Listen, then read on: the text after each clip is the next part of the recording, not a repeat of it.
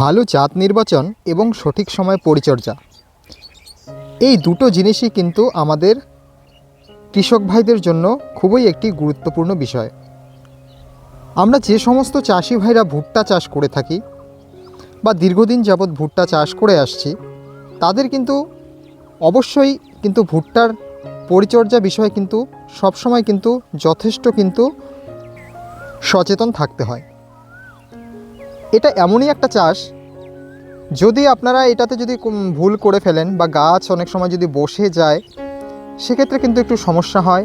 সঠিক সময় সেচ পদ্ধতি, সেচের পর সার দেওয়া এবং এর পাশাপাশি পোকার ফল আর্মিওয়ার্ম দমন বা কিছু রোগবালাই দেখা দিলে কি পরিচর্যা করতে হয়, সেগুলো নিয়ে কিন্তু বিস্তারিত আমি আমার চ্যানেলে দিয়ে থাকি।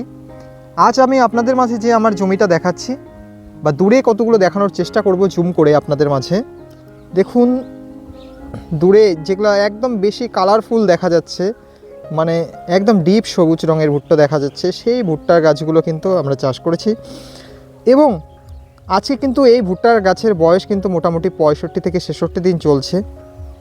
দেখুন, 65 থেকে 66 দিন বয়সের ভুট্টার গাছের গ্রোথ কত সুন্দর। এর জন্য আপনাকে ভালো জাত নির্বাচন করতে হবে এবং পরিচর্যা কিন্তু যথেষ্ট পরিমাণে কিন্তু সুন্দরভাবে করতে হবে। আজকে কীভাবে আমি এরকম ভুট্টার মোটামুটি গ্রোথ নিয়ে এলাম, আমি সাধারণত আমার যে চ্যানেল রয়েছে সেটাতে আমি সাধারণত বলে থাকি, A to Z তথ্য বিস্তারিত দিয়ে থাকি আপনাদের মাঝে। আজ সরাসরি আবারও দেখাচ্ছি জমি থেকে।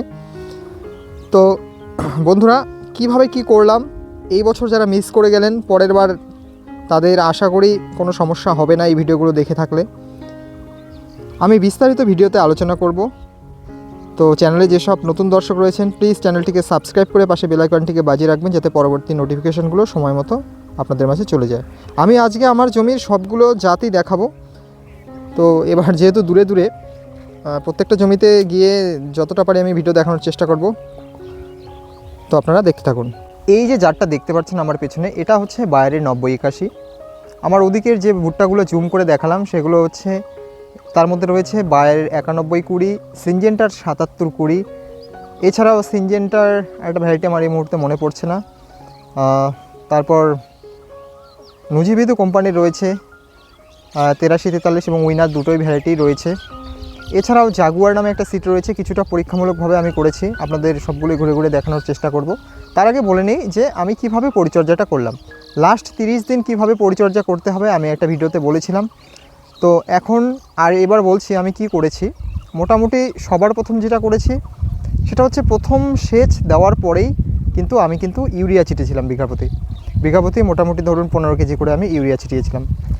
ছিটিয়েই তারপরে কিন্তু মোটামুটি মাটিটা যখন হালকা একটু শুকনো হলো, যেহেতু ভুট্টার জমিতে প্রথমে জল দিলে কিন্তু তারপর একটু যেটা হয় সেটা হচ্ছে জমি নরম হয়ে যায়। মোটামুটি ইউরিয়া দেওয়ার 4-5 দিন পর মাটিটা যখন একটু শুকনো হলো, তখন আমি কি করলাম, তখন আমি সবার প্রথম আমার যে ঘাসগুলো রয়েছে, একটু নরম জাতীয় ঘাস, কাণ্ড নরম জাতীয় ঘাস রয়েছে, অর্থাৎ যেগুলোকে বেতো শাক যেগুলো বলে থাকি সেগুলো হয়েছিল, খুরিয়া শাক যেগুলো বলে থাকি আমি গ্রাম্য ভাষায় সেগুলো হয়েছিল। তারপর কিছুটা কাকড়ি ঘাস হয়েছিল, চয়টিংকে বলে থাকি সেই ঘাসগুলো হয়েছে। অর্থাৎ মোথা জাতীয় ঘাস বাদে যে সমস্ত ঘাস মোটামুটি নরম জাতীয় হয়ে থাকে, সেই ঘাসগুলো দেখলাম আমাদের জমিতে বেশি হচ্ছে। তো সেই কারণে আমি অ্যাট্রাজিন 50% যেটা রয়েছে, যেমন বায়ারের ফুস্ট, এই অ্যাট্রাজিন 50% আমি সর্বপ্রথম স্প্রে করে দিলাম সব জমিতে। মোটামুটি 10 থেকে 12 দিনের মধ্যেই কিন্তু আমার সবগুলো ঘাস নির্মূল হয়ে গেছে। শুধুমাত্র মারা যায়নি যেগুলো মোথা ঘাস রয়েছে বা কিলনা ঘাস বলে থাকি আমরা, সেই যেগুলো আর কি গোড়া শক্ত হয়ে থাকে, সেই ঘাসগুলোই শুধুমাত্র মারা। তো আমার সেরকম বেশি ঘাস ছিল না, যার কারণে আমাকে খুব বেশি দামের হার্বিসাইড বা ঘাস মারা ইউজ করতে হয়নি। তো আমার অ্যাট্রাজিনই কাজ হয়ে গেছে। এবার যখন আমার জমি মোটামুটি ক্লিয়ার হয়ে গেল, এবার মোটামুটি আমি 60 থেকে 61 দিনের মধ্যে যেটা করেছি, আবার দ্বিতীয় সেচ আমি পুনরায় দিয়েছি।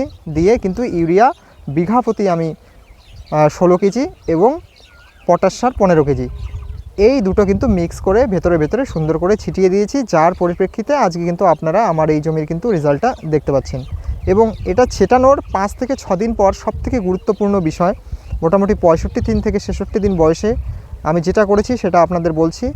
এই যদি কারো গাছ যদি বসে থাকে বা অনেক সময় গাছ যদি ভালো গ্রোথ নিচ্ছে না, তাহলে কিন্তু আপনারা এটা স্প্রে করবেন। আমি অনুখাদ্য হিসেবে এখনই দিয়ে দিয়েছি, কারণ বেশি যদি উঁচু হয়ে যায় গাছের হাইট, পরে কিন্তু একটু স্প্রে করাটা একটু সমস্যা হয়ে যায়, যার কারণে অনুখাদ্যগুলো আমি দিয়েছি আপনাদের মাঝে তুলে ধরবো।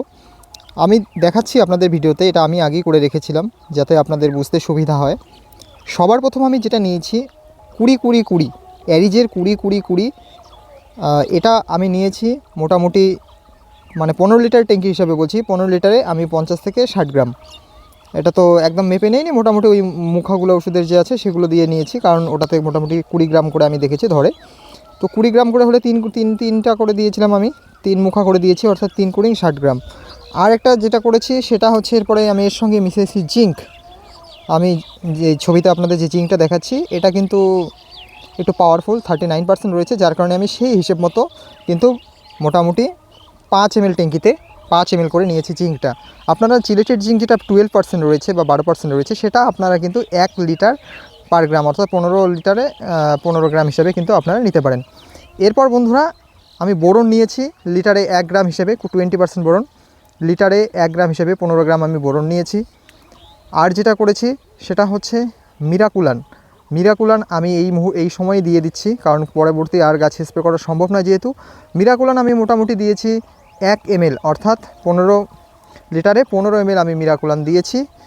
এবং এর সাথে যেটা দিয়েছি সেটা হচ্ছে সালফার লিটারে আমি কিন্তু 4 গ্রাম করে দিয়েছি, অর্থাৎ 15 লিটারে 60 গ্রাম। তো এই অনুপাতে আপনারা সব যদি অনুখাদ্যগুলো মিশিয়ে যদি দ্বিতীয় সেচ দেওয়ার পর সার দিয়ে তারপরে 5-6 দিন পর যদি আপনারা দিয়ে দেন, তাহলে কিন্তু আপনাদের গাছের গ্রোথ দুর্দান্ত হবে, প্রথম কথা। দ্বিতীয় কথা, গাছের কিন্তু যে ভুট্টা হবে সেই ভুট্টার কালার খুব ভালো আসবে, পুষ্ট হবে, পরিপূর্ণ হবে, এবং কালারফুল ভুট্টা আপনারা জানেন বাজারে কিন্তু ভালো দামে বিক্রি হয়।